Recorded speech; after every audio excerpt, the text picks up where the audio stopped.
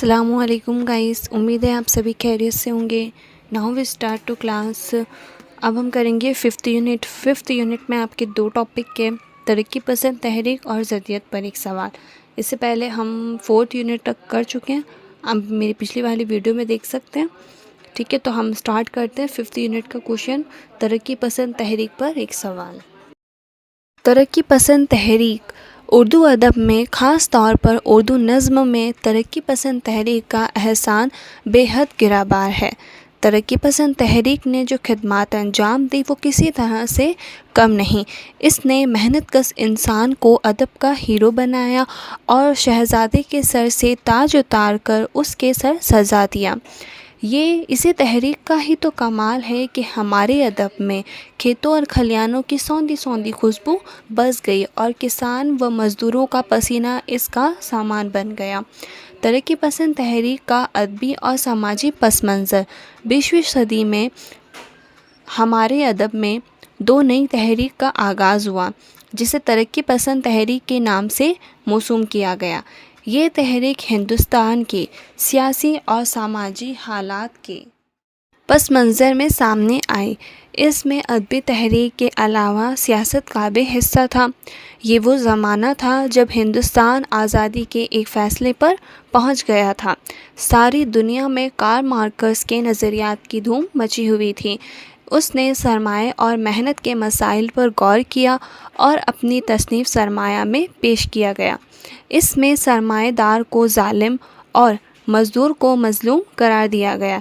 इनका एक नारा ये है कि दुनिया के मज़दूरों एक हो जाओ, पाने के लिए सारी दुनिया है और खोने के लिए सिर्फ जंजीरें। ये नारा आम मज़लूम लोगों के लिए सहारा बन गया। इस नज़रियात से मुतासिर होकर लीनिन की सरपरस्ती में 1917 में इनकलाब हुआ। 1917 में रूसी इनकलाब ने इस जदोजहद को नई रूह दी। इसका असर उर्दू अदब पर भी हुआ। ये एहसास आम हुआ कि उर्दू के अदीबों और शायरा के दर्दमंद दिल होते हैं, वो इस सब बातों को नज़रअंदाज नहीं कर सकता। लिहाजा सर और अदब में सियासी और इनकलाबी वाक़यात पेश किए जाने लगे। इनमें इकबाल, जोश, प्रेमचंद और अख्तरुल ईमान के नाम काबिल ज़िक्र हैं।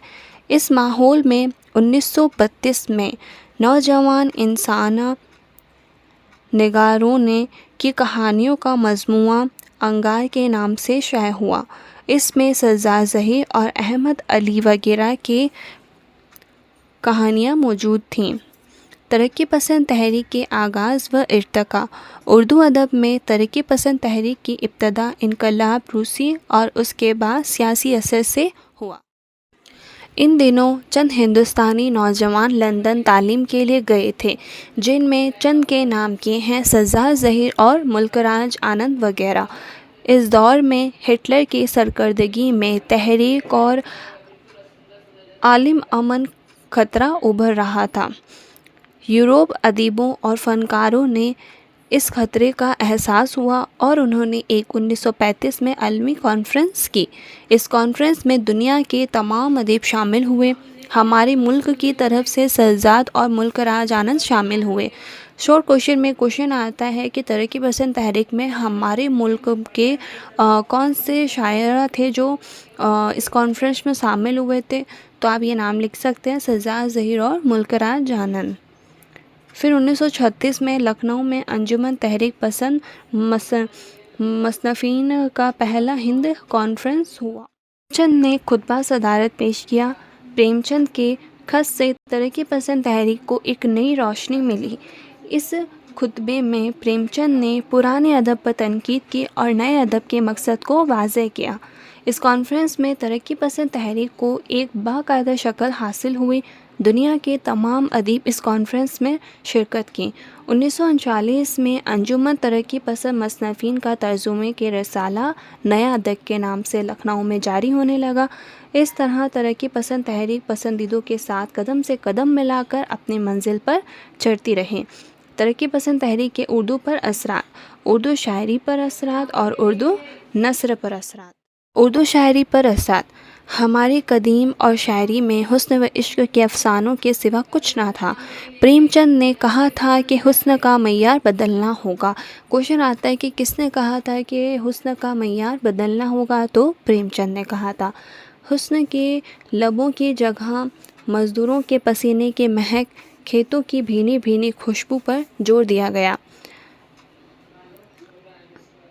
عوام شاعرہ تو حسن پر زور دیتے ہیں، جبکہ ترقی پسند تحریک تو عوام کے لیے ہے، اس لیے ضروری ہے کہ عوام کی زبان میں کہی جائے، یعنی سادہ اور سہل۔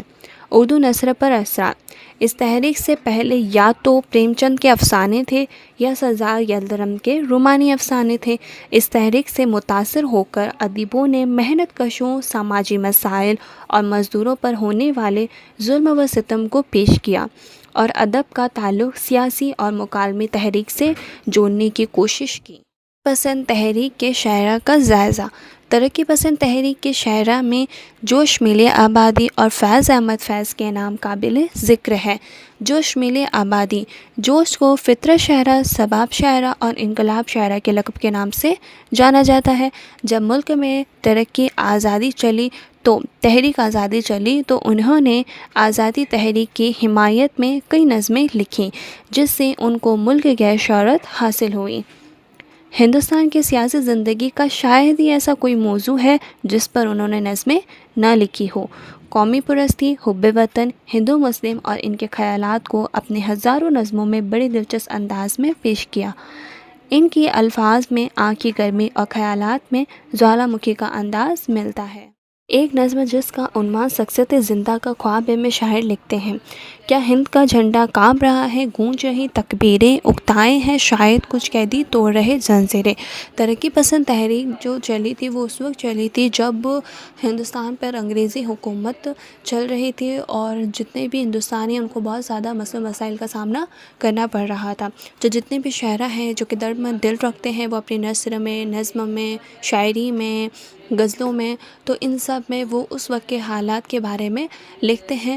تو ہم جب پڑھتے تو آج ہمیں پتہ چلتا ہے ان کے بارے میں کہ اس وقت کا ٹائم کیسا تھا اور کیسے ہندوستانیوں کو جو ہے بہت سی چیزوں کا سامنا کرنا پڑ رہا تھا۔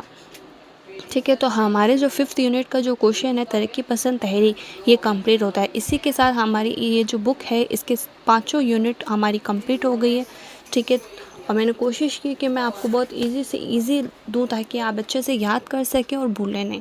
ٹھیک ہے، تو یہ ہمارا جو 5th یونٹ ہے وہ بھی کمپلیٹ ہو گیا ہے۔ شارٹ کوشچن بھی ہو گئے ہماری پچھلی ویڈیو میں۔ اگر آپ ہمارے یوٹیوب چینل پہ نئے ہیں تو پھر آپ پیچھے کی ساری ایک بار دیکھ لیجیے گا۔ ٹھیک ہے، اور میں نے جتنا بھی کرا ہے ہو سکا ہے جتنا امپورٹنٹ ساتھ سے کہ میں نے اتنا ہی کرایا ہے اور ایزی بھی ہے، آپ کو پڑھنے میں بھی ایزی رہے گا۔ ٹھیک ہے، تو جو ہماری بک ہے اردو ادب کی تاریخ کا تعارف، یہ جو بک ہے اس کے 5 یونٹ تھے، ہم نے 5 یونٹ کر لیے ہیں اور لانگ ٹائپ کوشچن ہمارے ہو چکے ہیں، شارٹ ٹائپ کوشچن بھی ہو چکے ہیں۔ ٹھیک ہے، تو ہماری جو یہ کلاس ہے وہ یہیں ختم ہوتی ہے، اور اگر آپ چاہتے ہیں کہ میں آگے اور ادر سیمسٹر کی لے کر آؤں کلاس تو پھر آپ مجھے کمنٹ میں ضرور بتائیے گا، تو میں اس حساب سے دیکھتی ہوں کہ پھر میں آپ کے لیے ادر جو سیمسٹر جس کو آپ کو پڑھنا ہے میں وہ لے کے آؤں۔ ٹھیک ہے، تو thank you for watching this video, share, subscribe and like my YouTube channel. جزاک اللہ خیر۔